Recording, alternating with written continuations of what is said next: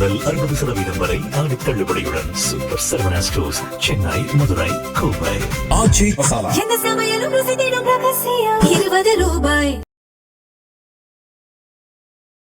அடுத்த பிஎம் விஜய் அப்படின்னு அமைச்சர்கள் தொடர்ச்சியாக பேசுறது, குறிப்பாக அதுவும் பார்த்தீங்கன்னா விஜய் அவர்கள் மகாபலிபுரத்தில் அமித்ஷா அவர்களை சந்திச்சுட்டு வந்ததுக்கு அப்புறமா அதிகமாக அப்படி பேசுறது, இது வந்து திட்டமிட்டு நடக்கிறதா இல்லை விஜய் அவர்கள் மணலில் இடம் பிடிக்கிறதுக்காக அப்படி பேசுறாங்களா? எப்படி? அதாவது இது வந்து பாஜக ரசிக்கும், பிரதமர் அலுவலகம் இதை ரசிக்கும், அமித்ஷா இதை ரசிப்பார்.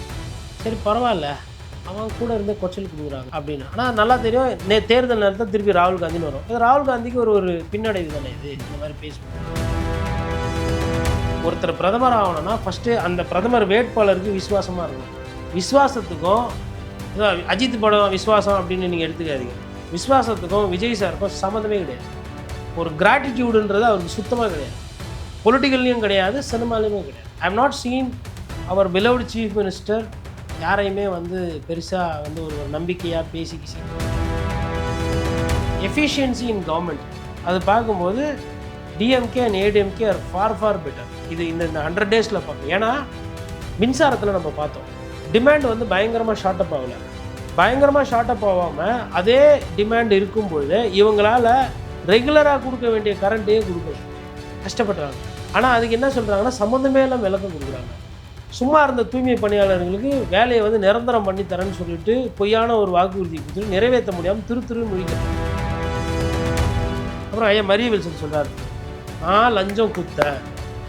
சரி லஞ்சம் குத்துக்கிறல, சரி ஒத்துக்கிறீங்களா, என்ன பண்ணோம், கம்ப்ளைண்ட் கொடுங்க, கோர்ட்டில் கேஸ் பண்ணி நடத்தணும், நான் பார்த்துக்கிறேன், நானாக அவங்கள பார்த்து நடத்துக்கிறேன்.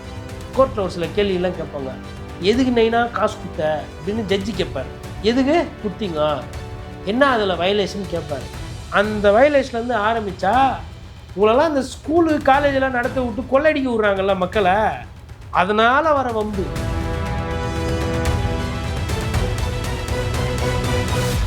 அரசியல் களம் நேயர்களுக்கு வணக்கம். இன்றைக்கு நம்ம நேர்காணலுக்காக மூத்த பத்திரிகையாளர் கோட்டீஸ்வரன் அவர்கள் நம்மோடு இருந்திருக்கார். அவரோட பேசலாம். சார் வணக்கம். வணக்கம் நேயர்களுக்கு அன்பு வணக்கம். ஊழலுக்கு எதிராக பேசினாங்க. இப்போ அமைச்சரே வந்து ஒரு ரேஞ்ச் ரோவர் வாங்கி மாட்டுக்கூட்டையில் ஒழிச்சு வச்சிருக்காருன்னு அவங்களுக்கு ஆதரவான ஊடகங்களே வெளியிடுறாங்க செய்திகள். என்ன பண்ணுறது, யார் கேட்குறது? 1,30,000 வாங்குறாங்க ஒரு ஒரு ஊராட்சியில் ஒருத்தர். அவர் வீட்டில் இருக்கிறவங்களுக்கு பதிவு போடுறீங்க. பாலியல் சீண்டலில் ஒருத்தர் தேடப்படுன்றாரு, எஃப்ஐஆர் போகுது. அதுக்கப்புறமா பார்த்தா அவர் அமைச்சர் எம்எல்ஏ கூட பழக்கம் பண்ணிட்டு இருக்கிறாரு. அதனால் சொல்கிறது ஒன்று செய்கிறது ஒன்றா இருக்குது. அதனால் வந்து தாவேக்காவும் திமுக போலவும் தாவேக்காவும் அதிமுக போலவும் ஒரு சாதாரண கட்சி. மற்றபடி ஒரு சேஞ்ச் இது எப்படி இருக்குது பார்க்கலான்னு சொல்லி மக்கள் போட்டிருக்காங்க. இது பார்க்கணும், இன்னும் நாட்கள் போக போக தான் நம்ம முழுசாக ஒரு முடிவுக்கு வரும். இல்லை அடுத்த பிஎம் விஜய் அப்படின்னு அமைச்சர்கள் தொடர்ச்சியாக பேசுறது, குறிப்பாக அதுவும் பார்த்தீங்கன்னா விஜய் அவர்கள் மகாபலிபுரத்தில் அமித்ஷா அவர்களை சந்திச்சுட்டு வந்ததுக்கப்புறமா அதிகமாக அப்படி பேசுறது, இது வந்து திட்டமிட்டு நடக்கிறதா இல்லை விஜய் அவர்கள் மணலில் இடம் பிடிக்கிறதுக்காக அப்படி பேசுகிறாங்களா? எப்படி? அதாவது இது வந்து பாஜக ரசிக்கும், பிரதமர் அலுவலகம் இதை ரசிக்கும், அமித்ஷா இதை ரசிப்பார். சரி பரவாயில்ல, அவன் கூட இருந்தே கொச்சல் கொடுக்குறாங்க ராகுல் காந்திக்கு பதில் அப்படின்னு. ஆனால் நல்லா தெரியும், தேர்தல் நேரத்தில் திருப்பி ராகுல் காந்தின்னு வரும். இது ராகுல் காந்திக்கு ஒரு பின்னடைவு தானே இது, இந்த மாதிரி பேசுபொருள் வருது. அதனால் அதை அவங்க ரசிப்பாங்க. இவங்களை பொறுத்தவரைலாம் எப்படின்னா, இவங்கள பார்த்தா உங்ககிட்ட நட்பு பாராட்டுறது, தம்பியை பார்த்தா தம்பிக்கிட்ட நட்பு பாராட்டுறது, அங்கே பார்த்தா அங்கே நட்பு வரும். யாருக்கும் உண்மையாக விசுவாசமாக இல்லாமல் எல்லாருக்கிட்டையும் ஒரு வணக்கம் வச்சுக்கிறது, எல்லாருக்கிட்டையும் ஒரு நடிப்பு நடிச்சுட்டு அப்படியே போகிறது. அது பொழப்பு ஓட்டணும், அவ்வளோதான். ஒரு நிலைப்பாடு, அரசியலில் வந்து ஒரு ஸ்டாண்டு. ஒருத்தர் பிரதமர் ஆகணும்னா ஃபஸ்ட்டு அந்த பிரதமர் வேட்பாளருக்கு விசுவாசமாக இருக்கணும். விசுவாசத்துக்கும் அஜித் படம் விசுவாசம் அப்படின்னு நீங்கள் எடுத்துக்காதீங்க. விசுவாசத்துக்கும் விஜய் சாருக்கும் சம்மந்தமே கிடையாது. ஒரு கிராட்டிடியூடுன்றது அவருக்கு சுத்தமாக கிடையாது. பொலிட்டிக்கல்லையும் கிடையாது, சினிமாலையுமே கிடையாது. I am not seen our beloved chief minister யாரையுமே வந்து பெருசாக வந்து ஒரு நம்பிக்கையாக பேசிக்கிச்சு. எம்ஜிஆர் பேசிகிட்டு இருந்தார். இப்போ 100 நாள் ஆயிடுச்சு. எம்ஜிஆரோட சிலைக்கு எங்கன்னா போய் மாலை போட்டிருப்பாரு, இல்லை எம்ஜிஆர் அவர்கள் எங்கன்னா போய் மரியாதை செலுத்திருப்பாரா? அந்த நேரத்தில் யூஸ் பண்ணிக்கிறது. நான் அவங்கள மாதிரி, நான் இவங்கள மாதிரி, அதாவது பேர் காமராஜர் பேர் வச்சுட்டா திட்டத்துக்கு காமராஜர் ஆட்சி மாதிரியா இருக்குது. காமராஜர் கார் வாங்கி கொடுக்க சொன்னாரா எம்எல்ஏக்கெலாம்? இல்லை காமராஜர் வந்து 5.5 கோடியில் வந்து ஆடம்பரமாக வந்து முதலமைச்சர் அலுவலகத்தை பண்ண சொன்னாரா? டெண்டர் முறைகேடு இருக்குது. வரப்போகிற மழையில் இவங்க எவ்வளோ மோசமாக இவங்க வந்து செயல்படப்படுறாங்கன்றது வரும். அதனால் மழையாக பார்த்து காப்பாற்றி விட்டால் தாவேக்கா தப்பும். இல்லைன்னா என்ன பண்ணுவாங்கன்னா திமுக பீரியடில் ஏதோ சரியாக செய்யலை, இது இருக்குது அது இருக்குதுன்னு சொல்லிட்டு ரெடி பண்ணி மேயர் ஒத்துழைக்கலன்றுவாங்க, மாநகராட்சி ஒத்துழைக்கலன்றுவாங்க. ஆமாம் சொல்லுங்கள், எல்லா மேயருங்களும் சரியில்லை, எல்லாம் திமுக மேயர், நீங்களே சொல்லிட்டீங்க. நீங்களே சொல்லும்போது அவங்களுக்கு நான் இப்போ நேரம் ஸ்கிரிப்ட் எல்லாம் உட்காந்து ரெடி பண்ணாங்க. அதனால் இயற்கை கிட்ட ஒரு வேண்டுதல், அம்மா தாயே பூரா அப்ரெண்டிஸாக இருக்கிறாங்க, ரொம்ப பேஞ்சு விட்றாதீங்க, கஷ்டமாக போயிடும். அதேமாதிரி மக்கள் வந்து அவங்களே காப்பாற்றிக்கிற ஒரு நிலைமைக்கு போயிடணும். அதனால் வந்து சரிங்க, உங்களுக்கு 1000 காரணம் இருந்தாலும் எஃபிஷியன்சி இன் கவர்மெண்ட் அது பார்க்கும்போது DMK and ADMK are far better. இது இந்த 100 டேஸில் பார்க்கும். ஏன்னா மின்சாரத்தில் நம்ம பார்த்தோம், டிமாண்ட் வந்து பயங்கரமாக ஷார்ட்டப் ஆகலை. பயங்கரமாக ஷார்ட்டப் ஆகாமல் அதே டிமாண்ட் இருக்கும்பொழுது இவங்களால் ரெகுலராக கொடுக்க வேண்டிய கரண்ட்டையே கொடுக்கல, கஷ்டப்படுறாங்க. ஆனால் அதுக்கு என்ன சொல்கிறாங்கன்னா சம்மந்தமே எல்லாம் விளக்கம் கொடுக்குறாங்க. சும்மா இருந்த தூய்மை பணியாளர்களுக்கு வேலையை வந்து நிரந்தரம் பண்ணி தரேன்னு சொல்லிட்டு பொய்யான ஒரு வாக்குறுதியை கொடுத்துட்டு நிறைவேற்ற முடியாமல் திருன்னு முழிக்கிறாங்க. நேற்று கூட அரெஸ்ட் பண்ணுறாங்க. பல்க் வேஸ்ட், அதாவது குப்பை எடுக்கிறதுல கூட நிறைய இடத்துல ஊழல் இருக்குது. Zone 7 பிரச்சனை இருக்குது. மதுரையில் வந்து வெயிட் எக்ஸ்ட்ரா போட்டு கணக்கு பண்ணுறாங்க, பொய்யா கணக்கு போகுதுன்னு சொல்லிட்டு கம்யூனிஸ்ட்காரங்க போராட்டம் பண்ணுறாங்க. சுயஸ்னு ஒரு கம்பெனிக்கு ஆர்டர் கொடுக்குறாங்க. டெண்டர் எல்லாத்தையும் திமுக பீரியடில் விட்டதெல்லாம் கேன்சல் பண்ண சொல்கிறாங்க. உத்தரப்பிரதேசத்தில் ஒரு கம்பெனிக்கு கண்டக்டர் வேலை கொடுக்குறாங்க. கேட்டால் திமுக பீரியடில் போட்டது. திமுக பீரியடில் போட்டால் கேன்சல் பண்ணுங்கள், ஏன் கொடுக்குறீங்க? லாட்ரின்னா உங்களுக்கு கோவம் வருது, கருப்பு தங்கம் கருப்பு பணம் ஹவாலானா கோவம் வருது. அப்போ ஏன் அப்புறமா வந்து சாராயம் ஒரு கம்பெனி பேர் வந்துச்சு, இந்த கம்பெனி உடனே வந்து இது பண்ணுறாங்க, அப்புறம் உடனே பின்னடைவுங்கன்றாங்க. என்ன பண்ணுறீங்க நீங்கள்? ஏன் இவங்க கூடலாம் சேர்றீங்க? விவசாயி, ஏழைப்பாழை, பொதுமக்கள், கம்யூனிஸ்ட்காரங்க இவங்க கூடலாம் சேர மாட்டிங்களா? சேர்க்க பாருங்கள் எப்படி இருக்குது. அப்புறம் ஐயா மரிய வில்சன் சொல்கிறார், நான் லஞ்சம் குத்தேன். சரி லஞ்சம் குத்துக்கிறல, சரி ஒத்துக்கிறீங்கள? இதை சொல்கிறதுக்கு இவ்வளோ தைரியம் வர்றதுக்கு இவ்வளோ நாள் தேவைப்படுது. இந்தியன் தாத்தா படம்லாம் பார்த்ததே கிடையாதா? சின்ன வயசுலேருந்தே பார்க்கல. சரி கொடுத்துட்டீங்களே, என்ன பண்ணோம்? கம்ப்ளைண்ட் கொடுக்கணும் போலீஸில் போய். ஆக்சுவலாக போக வேணாம், அமைச்சர் போலீஸை கூப்பிட்டா அவங்களே வந்துடுவாங்க.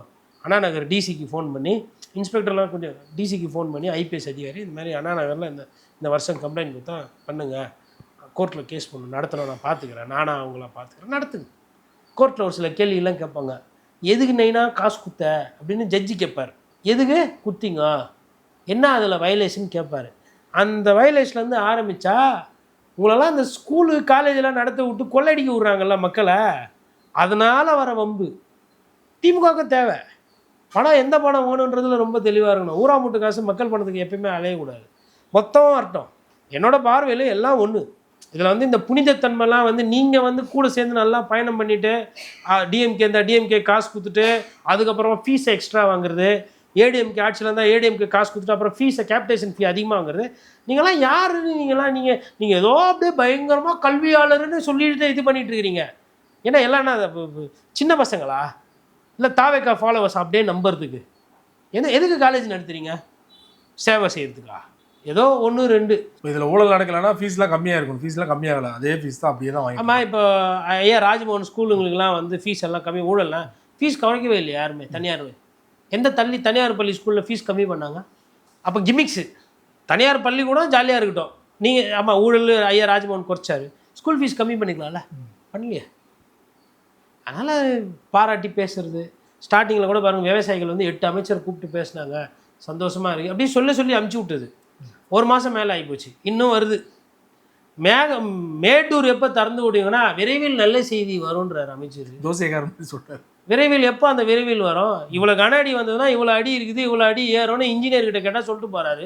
சீஃப் இன்ஜினியர் கூட வேணாம், அங்கே அந்த டெய்லி மார்க் எடுப்பாங்க ஒருத்தர் செக்ஷனில், அவர்கிட்ட கேட்டால் இந்த கன அடியில் வந்ததுன்னா இன்றைக்கி நிறைஞ்சிரும் ஐயா, இன்றைக்கி திறந்து விடலான்னு சொல்லிட்டு போங்களேன் பேரவையில். ஒரு வேளை அதுக்கு ஒரு 1 10 படிப்பாரா நம்ம தெரில. எது கர்நாடகா தண்ணி, ஆனால் நம்ம கர்நாடகாவில் அடிபட்டுருக்கோம்ல, இங்கே அண்ணன் இவ்வளோ கஷ்டப்பட்டு அணையை திறந்து விட்டார் பார்த்தீங்களா. எது அணையை திறந்து விடுறதுக்கு ஒரு அறிவிப்பு வரும். ஃபஸ்ட்டு முதலமைச்சர்லாம் இந்த அணை திறக்கிற விஷயத்துலலாம் அதெல்லாம் கலெக்டர் லெவலில் செய்கிற வேலை அதுக்கு ஒரு நிகழ்ச்சியெல்லாம் நடத்துவாங்க. அதுக்கு வேண்டி மீட்டிங்கானு தெரில. ஒரு பக்கம் வந்து இவ்வளோ நாள் திமுக அதிமுக சொல்லிட்டு இருந்தாங்க, திமுக தயவில் தான் வந்து நீங்கள் வந்து ஆட்சியை பிடிச்சிருக்கீங்கன்னு. இப்போ காங்கிரஸ் தரப்புலேருந்து மாணிக் தாவரே சொல்லிட்டாரு, அமைச்சர்கள்லாம் கொஞ்சம் நாவடக்கி பேசுங்க, விஜய் அவர்கள் அடுத்த பிஎம் பேசுகிறத வச்சுட்டு நாங்கள் இல்லைனா நீங்கள் அமைச்சராக இருக்க முடியாதுன்றாரு. இன்னொரு பக்கம் வந்து கம்யூனிஸ்ட் கட்சி சார்பாகவும் வெளிப்படையாக கேட்குறாங்க, அதிகாரிகள் முக்கியமாக இல்லை எங்களோட ஆதரவு முக்கியமானு கேட்குறாங்க. ஸோ இந்த ஆட்சி வந்து எப்படி நீடிக்கும்னு நினைக்கிறீங்களா? இது எப்படி எடுத்துக்கிறது? தேவையில்லாத வம்புகளை வந்து வளர்க்குறாங்க. இந்த மக்கள் வந்து தமிழ்நாட்டு மக்கள் வந்து விஜய் சாரை நேசித்து ஓட்டு போட்டிருக்கிறாங்க. ஃபஸ்ட்டு அதை புரிஞ்சுக்கும். நிறைய பேர் வந்து பணம், காசு, சாதி, மதம் இதெல்லாம் தாண்டி திமுக அதிமுக ஓட்டு போடாமல் போட்டிருக்காங்க.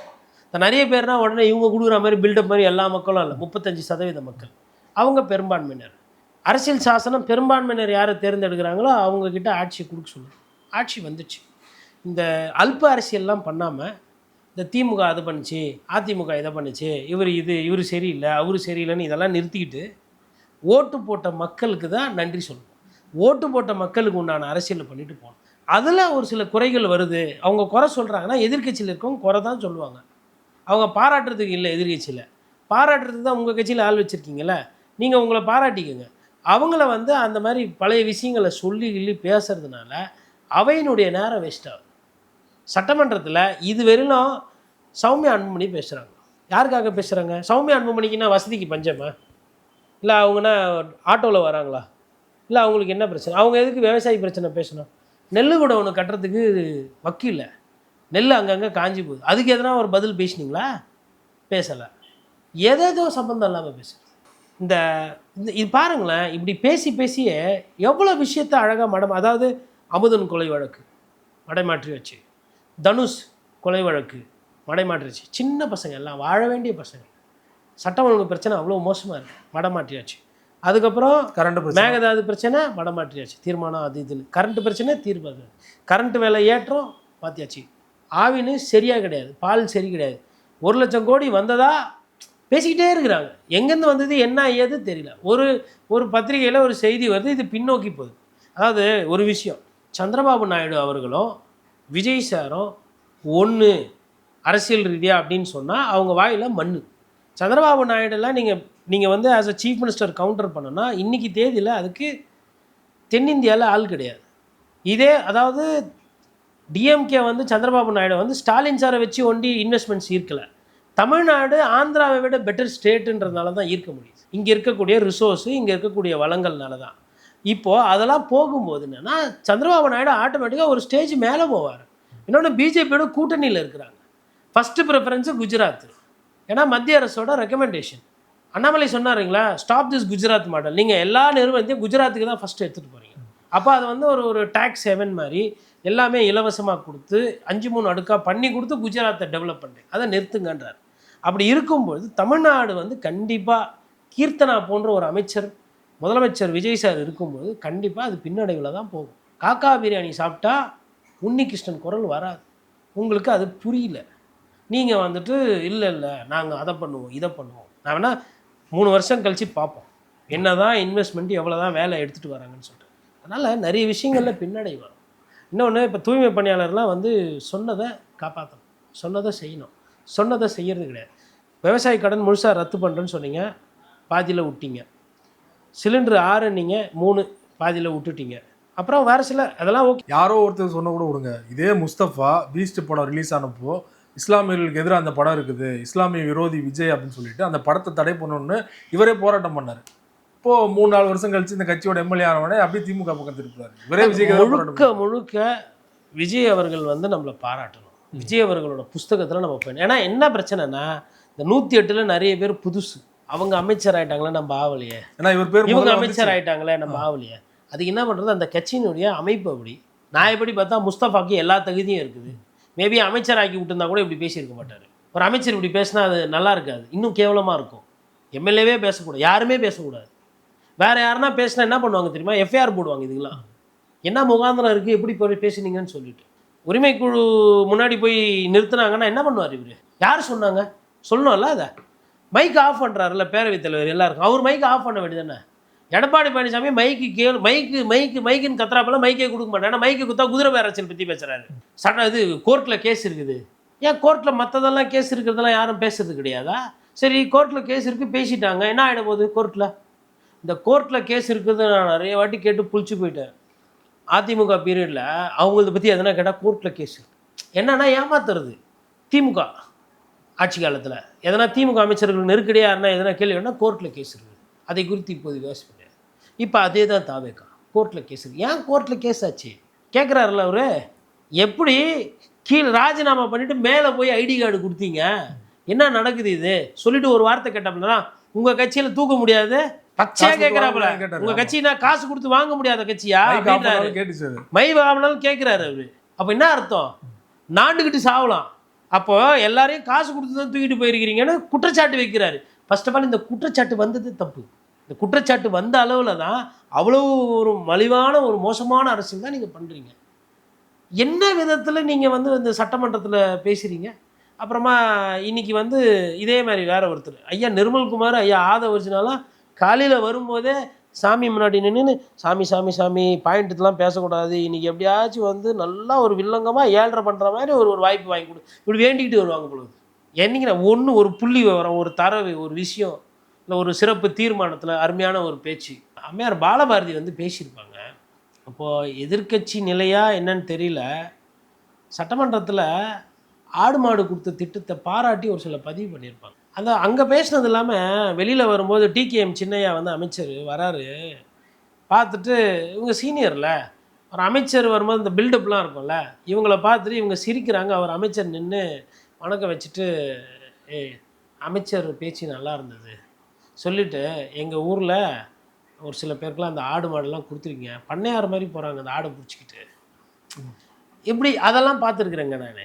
கம்யூனிஸ்ட்டுக்காரங்க வந்து எங்கே பாராட்டணுமோ அங்கே பாராட்டுவாங்க, விட்டு கொடுக்க மாட்டாங்க. ஆனால் இங்கே பாராட்டுற மாதிரி எதனா பண்ணலான்னு பார்த்தா அவங்க வந்து கம்யூனிஸ்ட் வந்து தண்ணி வரல அது இதுன்றாங்க. இப்போ மாரிமுத்தெல்லாம் பேசினாவே அவரை ஆஃப் பண்ணி விட்றாங்க. அப்போ வந்து இவர் வந்து இப்படி பேசிகிட்டு இருக்காரு. அப்புறம் வேற ஒன்று கூட வந்து ஒரு பார்த்தா ஒரு வம்படி சண்டை ஒன்று வளர்த்திட்டு இருந்தார் நிர்மல்குமார் G2ன்றார்.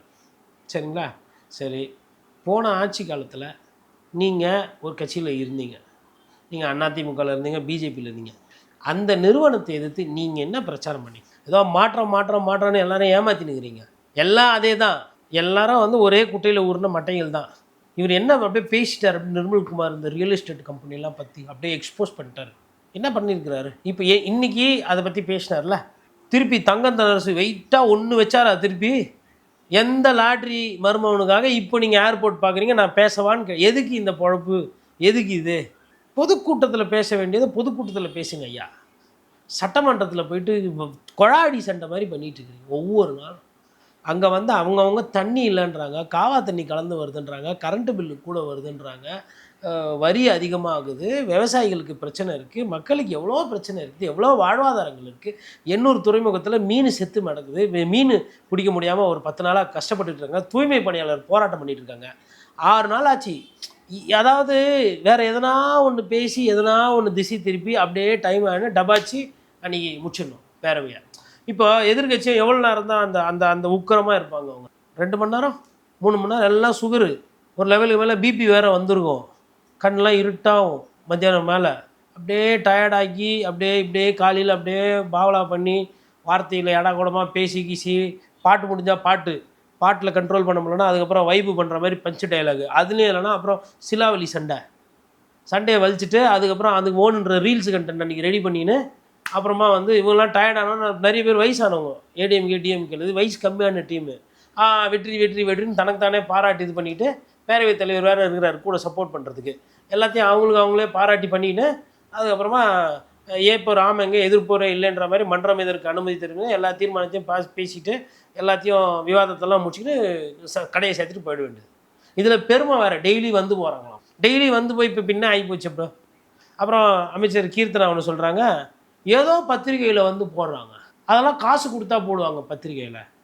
யார் வியூக வகுப்பாளராக வேலை பார்த்து நீங்கள் இதை சொல்கிறீங்க, ஒரு சில விஷயத்தெல்லாம் ஃபுல்லாக வெளியில் சொன்னால் சொந்த தொழிலுக்கு துரோகம் பண்ணுற மாதிரி ஆகிடும். அதனால் நான் அதை பற்றி நலன் குறித்து பேசலை. தங்கத்தனரசு அதுக்கு தக்க பதிலடி கொடுத்தார். யாரோ வந்து பத்திரிகைன்றது யார் தப்பு பண்ணாலும் தப்புன்னு எழுதும், சரின்னா சரின்னு எழுதும். நீங்கள் வந்து உங்கள் வசதிக்கு ஏற்ற மாதிரி 1,00,000 கோடி 1,00,000 கோடிக்கு பிரேக்கப் எங்கன்னு கேட்குறாங்க. கொடுத்தீங்களா நீங்கள்? இல்லை 1,00,000 கோடியில் என்ன டாட்டாவா, ஆதித்ய பிர்லாவா, HCLா, விப்ரோவா, இல்லை டைட்டனா, இல்லை ரிலையன்ஸா, அதானியா, அம்பானிங்களா, இல்லை எதனா வந்து ஒரு பெரிய bank MNC multinational company HSBC HDFC அந்த மாதிரி யாருனாவா, இல்லை மேனுஃபேக்சரிங் செக்டாரில் வந்துட்டு எதனா ஆட்டோமொபைல் கம்பெனி எதனா ஹுண்டாய், நிசானு, ரெனோ, இல்லைனா வந்து உங்களுக்கு ஹீரோ மோட்டார்ஸு, டிவிஸ் அந்த மாதிரி யாருனாவா, இல்லை எதனா கன்ஸ்ட்ரக்ஷனில் பெரிய இண்டஸ்ட்ரீஸ் எதனா காசா கிராண்டு, இல்லை வந்துட்டு உங்களுக்கு பாஷ்யமு, அதுக்கப்புறம் வந்து ஜி ஸ்கொயரு, இது மாதிரி எதனா ப்ராஜெக்ட்ஸ் எதனா கையெழுத்து போட்டாங்களா? நிறைய கம்பெனி பேர் என்னன்னே தெரியலன்றாங்க. இதுதான் பத்திரிகையாளர்கள் உள்ள விடலையா? ஆமாம், நோண்டி கேள்வி கேட்பாங்க. எதுக்கு வேணாம், நீங்கள் பத்திரிகைக்காரங்களே சரியில்லை, பத்திரிகைக்காரங்களே கேவலம் அப்படின்னு தொடர்ந்து பிராண்ட் வச்சு விட்டா முடிஞ்சு போச்சு இல்லை வேலை.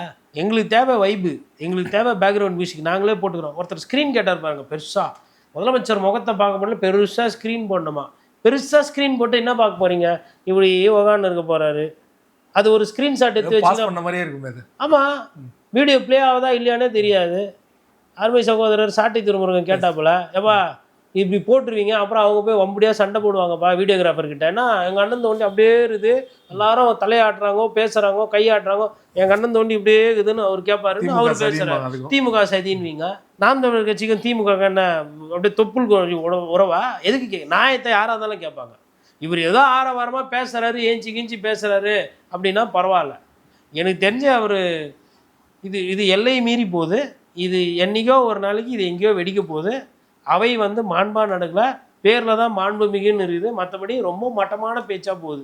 இந்த மாதிரி தனி மனித தாக்குதல் இதுக்கு முன்னாடி இவ்வளோ மோசமாக இல்லை.